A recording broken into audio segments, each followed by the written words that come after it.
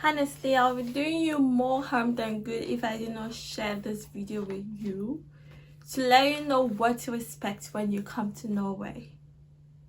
So this is from a question I received on my channel concerning the whole tuition fees thing, and if you come to Norway, if it's going to be possible for you to work to be able to pay your fees, even if it's per semester. So that's what we'll be discussing in this video today. I'll be breaking down all the mathematics for you to make your decision, to make your choice, to see if you still want to come and stay to Norway with all these conditions. Living life, every day, late at night, not okay, all I want, and I pray.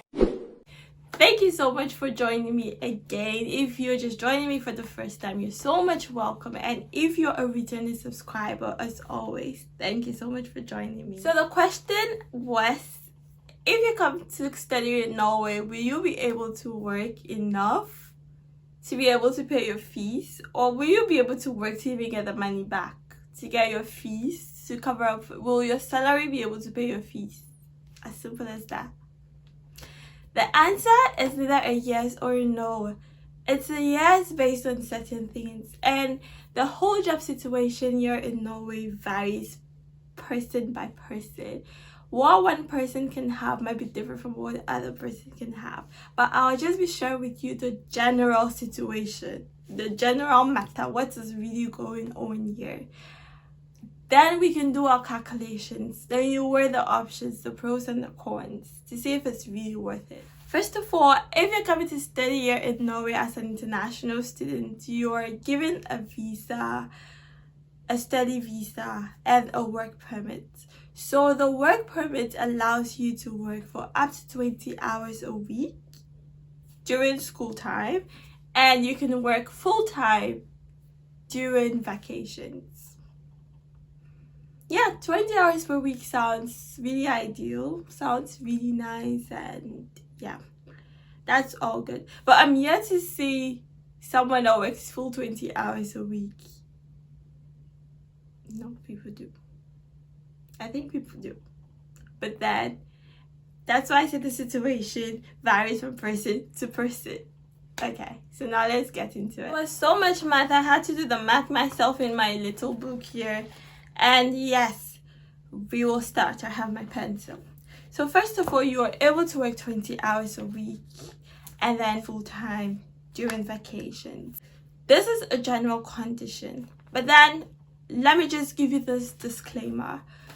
I think the number of students, international students in Norway that work like real office jobs is just a handful. So the jobs we're talking about is cleaning jobs, very, very, very casual jobs, like survival jobs. We are not talking about like you're in the office like a boss, you're sitting on your chair and your computer under. Okay, you don't need AC. Like you're sitting down, you have secretaries, or you are the secretary typing assignments, tasks for your boss. Not that. It is the jobs that will make you sweat inside the ice. That is the jobs we are talking about. The jobs that will make your abs come out. If your arms are like small like mine, you will just grow abs instantly. Those are the jobs we're talking about. And 20 hours sounds really good because yeah, you have school, so Monday to Sunday, 5 hours every day, 5 hours every day, or you can decide to use the hours during the weekends. It's totally up to you. And the funny thing is that you decide how you want to plan your life or how you want your time to be spent. But here is the case, you do not have a say, you cannot decide.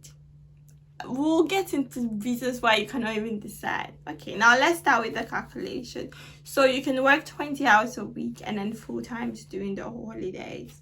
So I just found out when I was preparing for this video that Norway does not have a minimum wage like other countries do. No worker is supposed to be paid below this, no worker is supposed to be paid below that. Norway doesn't have such.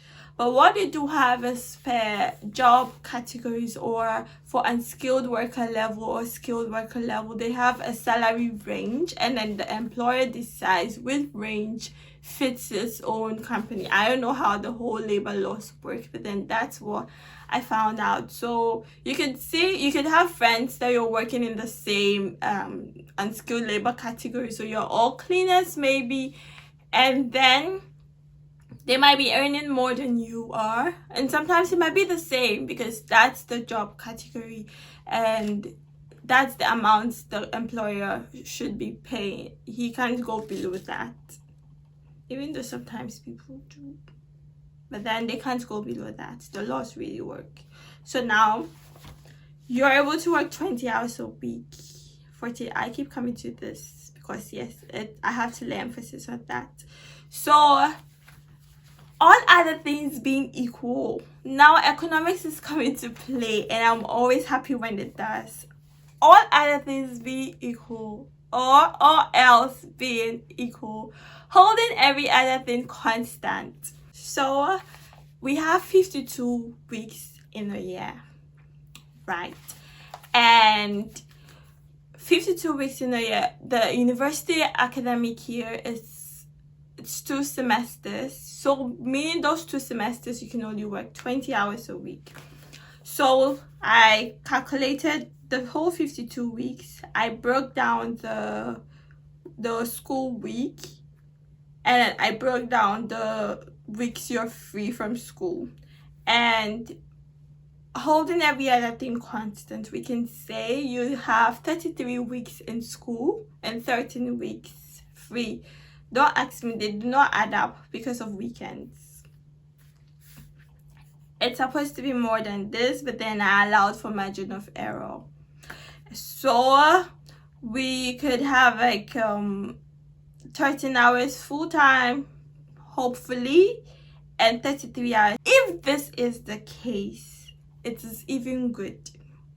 If this is the case, it is even good. But mostly it is not the case. So now I have 46 weeks. So meaning we are keeping 6 weeks out. We are holding 6 weeks out of the equation, because 13 weeks full-time plus 33 weeks in school, that is 46, plus 6 will give you 52, a whole full year.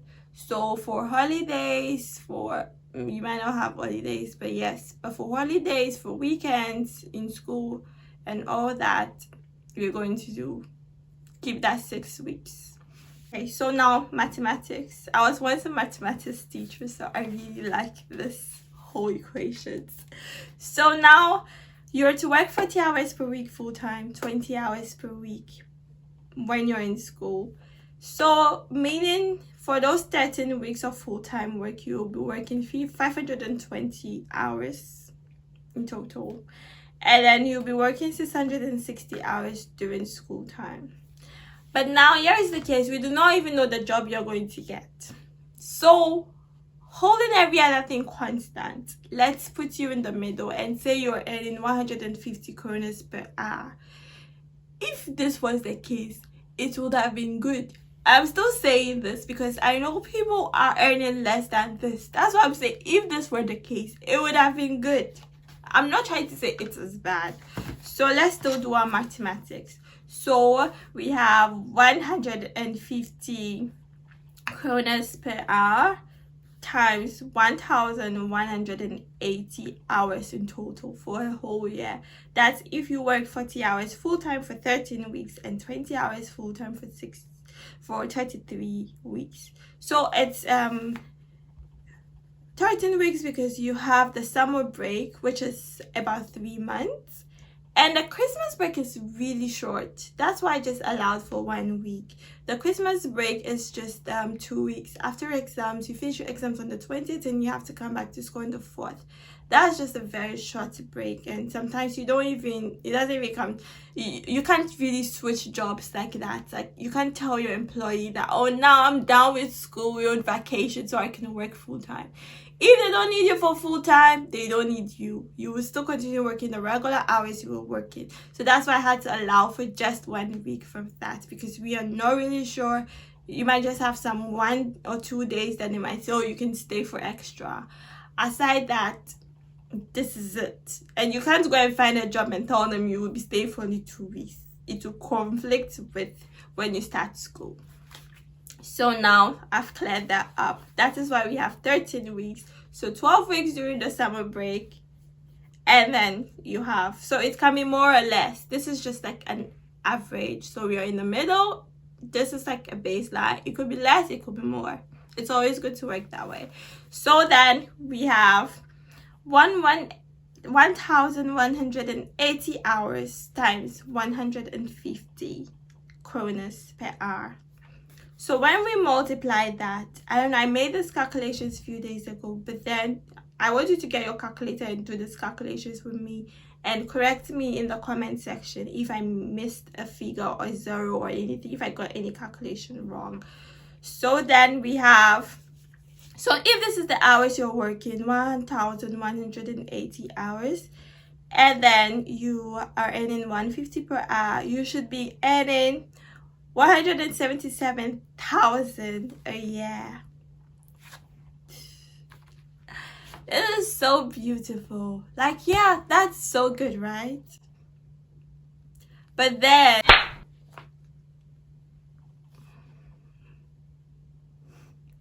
the tax slaps.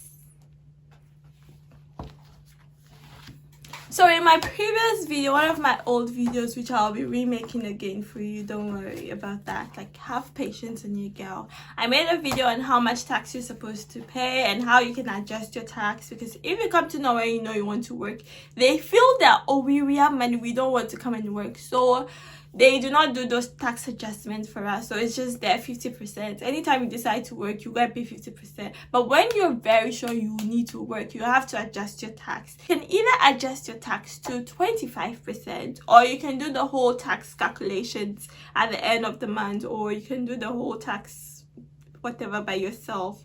But then, to be on the safer side, it's always best to be on 25%, because there are some times that you might be earning more than 20. You would have to pay taxes of more than 25. You could pay tax of almost 30%. But then the good thing about that is you do the tax returns and you get deductions. But if you're on the 25%, you do not get tax deductions. Like, you do not get tax returns. So if you just calculate the tax yourself, you can either get tax returns or you'll be owing them extra money.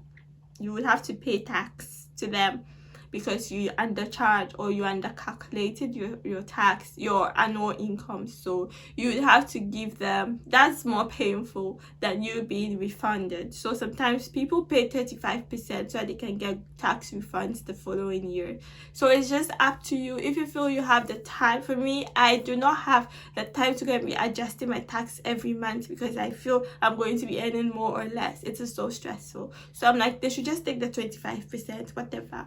I'm contributing to the economy, so it's all good. So now let's assume you're paying 25% tax without refunds. I love economics. So we're assuming you pay 25% without tax refunds, and so you would have to pay 25% of 177,000 is 44,250. Like, it's going to the government. Like, if we are paying, I don't even want to talk. God bless me, because my money is contributing to this economy. So we would have 132,750 kronas left. That is your disposable income. So that is the amount left after tax. This is still good, right? Like, this is good. Like, you have this income at the end of the year.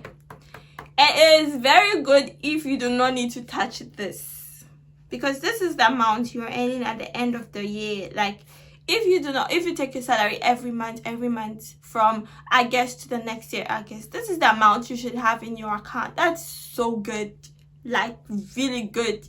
With this, you can buy an estate in your home country. But then the system knows what they are doing. So you would tell me you will not spend this money. Fine. Some of you have good saving skills. Yes. So you would save your money. But then that is where house rents will come and catch you. House rent and bills will catch you. So if you are staying in a house, so the housing range in this country is between 3,500. Just thank God if you get an apartment that costs 3,500 kroners. If not, sorry for you. The apartment rate is between, for students at least, if you don't want to live a luxury or lavish lifestyle, if you just want to be a student, it is between 3,500 and say 7,000, because I know students are paying 6,500 for a single room. So it's just like a studio apartment, but a simple studio apartment in a shared flat. So this is the amount you would be paying. So let's say between 3,500 and then 5,000. Did I say? And then 6,500 or 7,000. And then with that, we are going to assume that you've gotten an apartment that pays 4,500 every month. So all other things being equal, your apartment costs 4,500 every month. It could be more, it could be less, holding everything constant. If you want funny economics, I'm an economist, so I like to give my knowledge wherever I get opportunity. So this is why we do this assumption things. We assume to not complicate the whole situation. You see how easy it is for me to proceed? If I don't put those restrictions, I would have to cover everybody's figures. So now I'm just assuming that we are paying 4,500. Case closed. You cannot argue. Go argue with your English teacher. That is the good thing about economics. So for those of you that did a bit of economics somewhere in the university, and then you heard us talking about all other things being equal, all other things being constant, holding every other thing constant, is because of this. We do not want to complicate the situation. We want to deal with it as it is, provide a basic formula, and then you will now be able to adjust it based on your situation. So if you see that your situation is going to be 6,000, you can now use the whole constant thing we use, the constant equation, to solve your own problem. As simple as that. Now let's go back to it. So if you're paying 4,500 every month, it is not every year. The 4,500 kroner, it is not every year. It is every month. It is not every semester. Every month by 24th, they've sent you bill, invoice. They've sent you invoice, and if you are not lucky and the place you're getting, you'd have to be paying electricity. Sorry for you. So with this, I am assuming electricity inclusive, and then bills, all other internet and water bills inclusive. So someone asks for my room tour, you'll be getting that pretty soon. So everything inclusive. You're not paying any extra charge. You just pay 4,500. Lucky for you if you get that. Now, if you're going to be paying your rent and other expenses from this, your university will send you this list that will show you the estimated amount of money you would be spending in a month. And if you're a very prudent student, you might not be spending up to that. I think for last year, it was about 9,000 kroners a month, or 9,000 something. But then if you're very prudent, you can be spending 7,000. Like, there is no negotiation. Unless you want to starve, and then you spend maybe 6,500. Now, let's talk food. Let us talk food. I don't know which country. There are other countries that you can go and then you just go and eat and go big. If you do that here, as you're growing big, something else has to be reduced. Opportunity cost of eating in this country, it is very high. So I'm not saying don't eat. Please do not start. The winter things you would have to wear, you have to eat to be able to carry those things. Even you cannot even walk. The shoes alone, that's down jacket. It's not for play. So you would have to eat very well. And eating average is 2,000 a month. Like, that is average. Me, I don't really eat because I don't really like so many things. So my food is just so simple. Spaghetti, rice. I'm African, so rice. We can eat rice 3 times a week, 4 times a week. Then the rest we just share. And those days that you're sharing other food, you know that no, what you're eating is not satisfying you. You're waiting for the next time you come and eat rice to be able to compensate for those hungry days. That is how I eat. So for me, my food is just so simple. I could just buy a 5 kg rice, and then I use that for like a month or a month and a half. That's just because I don't eat so much. That is just simple rice dishes, plain rice and stir-fried rice, pasta, potatoes. That is and noodles. That's just all I eat in this country. So if you eat diverse food, then prepare to spend like 3,000. So on the average, all other things being equal, you're spending 2,000 per month on food. Transportation. To go to the place where you're going to make this money, you will have to pay transportation before you get a job around your house.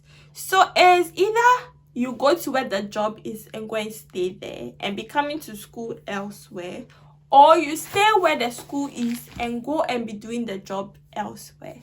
You would have to choose. And the thing is, most of the schools, except for the schools in Oslo City, like the other schools, I don't know for Bergen and Stavanger and the other schools, but I can speak for NMBU. Where we are in a very small, cozy village. Like, I really love this village. It's so quiet. It's called a village. I'm not the one. It's a small municipality. So it's so quiet here. Like, it's just so family kind of. So businesses here are just like consumer goods. So more restaurants, grocery shops, then few hair salons. Then I mentioned hair salons because I'm a hairstylist. So there are a few hair salons, there are coffee shops. That's just it. We don't even have a McDonald's around here. So it's just a very small place. And there's not so much you can do here. So meaning you would have to travel to go and find your job. And traveling, the money you'd have to pay for transportation in this country. So the best tip is to buy your ticket in advance. So you can just buy a monthly ticket. So you buy a prepaid ticket and you pay for it for the month. Your school is in Oslo, your job is in Oslo, your house is in Oslo. All you need is 1 month ticket. And let's say you are under 30 years. Your transportation is 500 kroners every month. So in total, your rent, your transport, and your food, you would be spending 7,000 minus every other thing. So if today your head is paining you, you want to go and buy drugs, you would have to bring money out. If today you want to go for dinner with your friends, you would have to bring money out. And if you go and we'll put the allowance aside. Now, this 7,000 times 12 is 84,000 kroners every year. Minus that money that we've deducted the tax, no. And when we do that, now what is left for you is 56,750. This was a very beautiful case under the tuition-free regime. But now you have to pay tuition fees.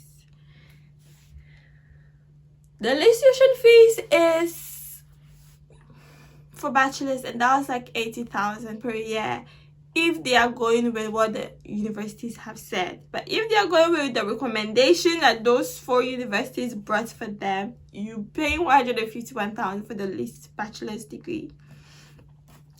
Now I'm saying this case was beautiful under the free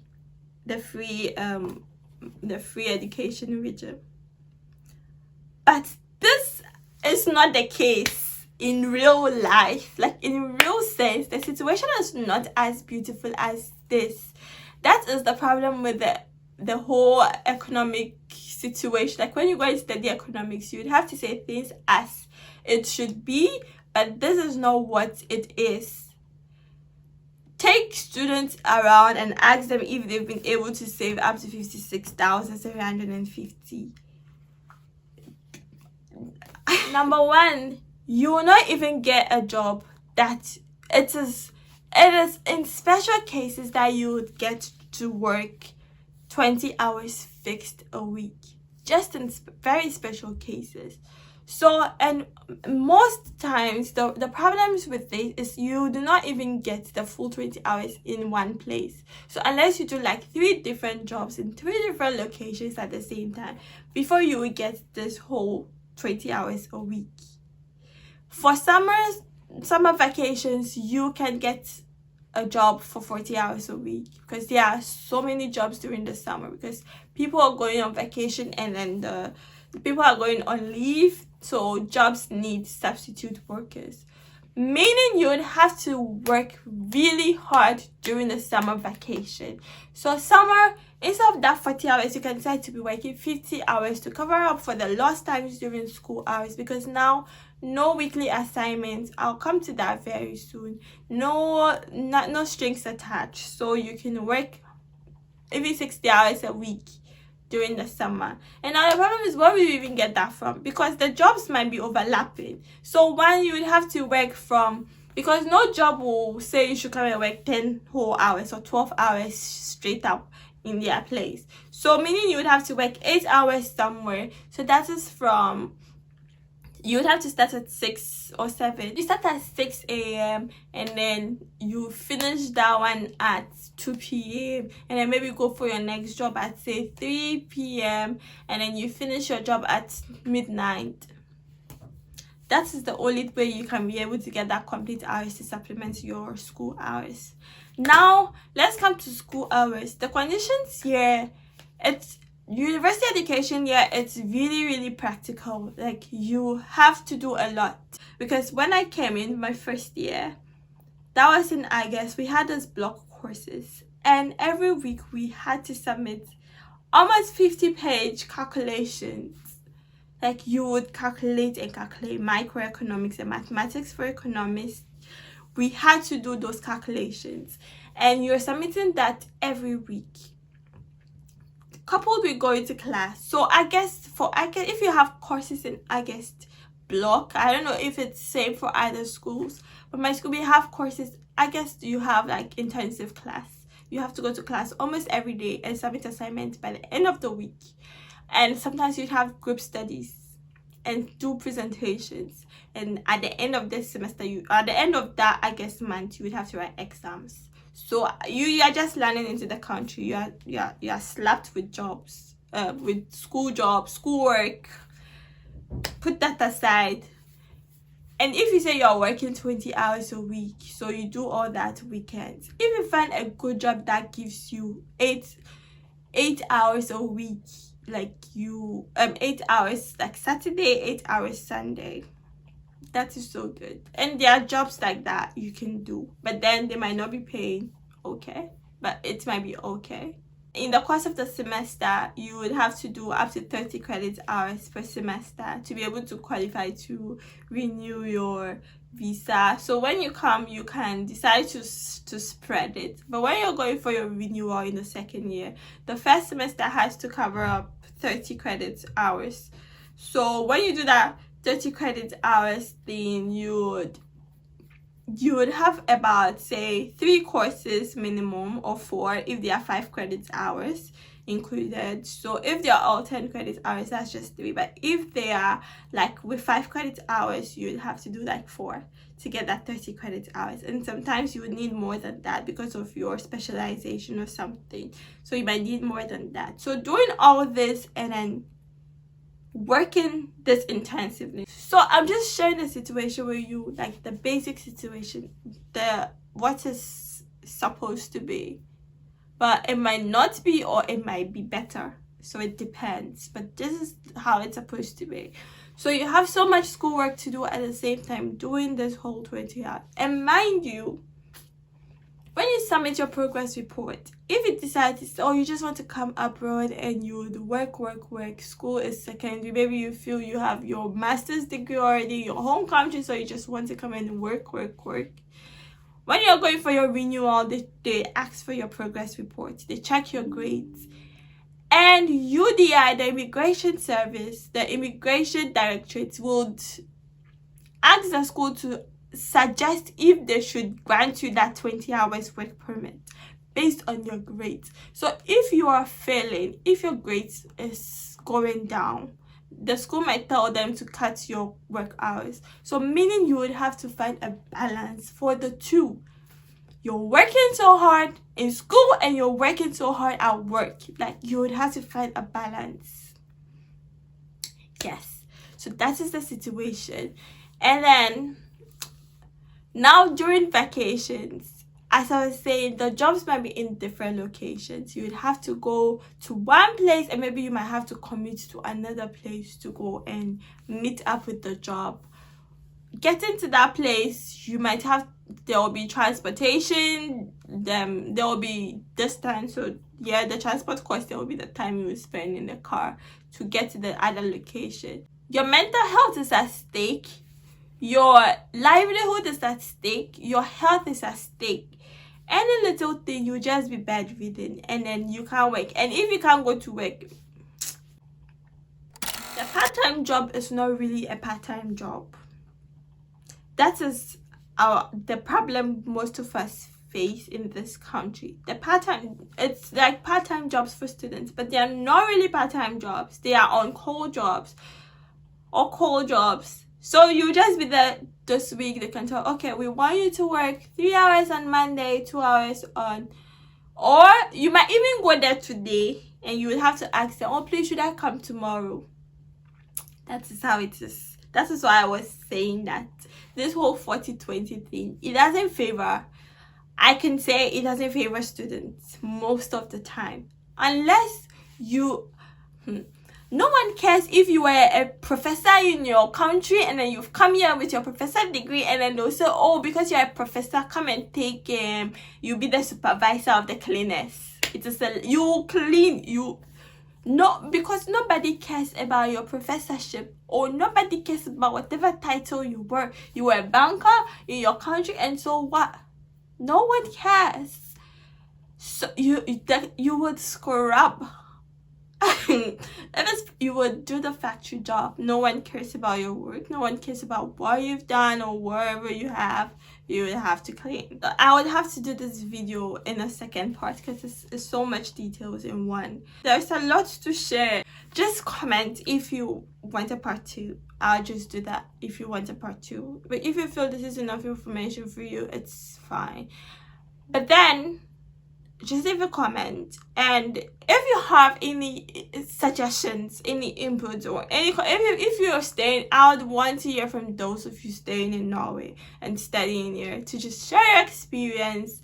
Let us know how the situation has been for you so far, because you might be an exception or you might be an encouragement for someone else. But see, what from our calculation with you are left is 56,750, and now I am telling you that this is not even the case. The 20 hours, it is hard for people to even get, because this week you can work 20 hours beautifully. Next week you will work for only 3 hours. Trust me. Unless you've been given a full part-time contract that you are a part-time staff and we want you to work 20 hours a week, then you're good to go. But if not, I am very sorry. This week they can decide to trash you, and then the next day they've trashed you already inside the trash can, and then you are already there crumpled. Then they'll come and carry you from the trash can, unwrap you and tell you to come back to work. With your broken spirit, you would have to come back to work. When they're done with you again, they'll trash you again, call you anytime you want. So this uncertainty will not even make you go for another job, because you are like, if you go and start another job and they call you, this and that. The situation is just, I'll see you in my next video. If you're yet to subscribe, please do. It keeps me motivated to share more with you.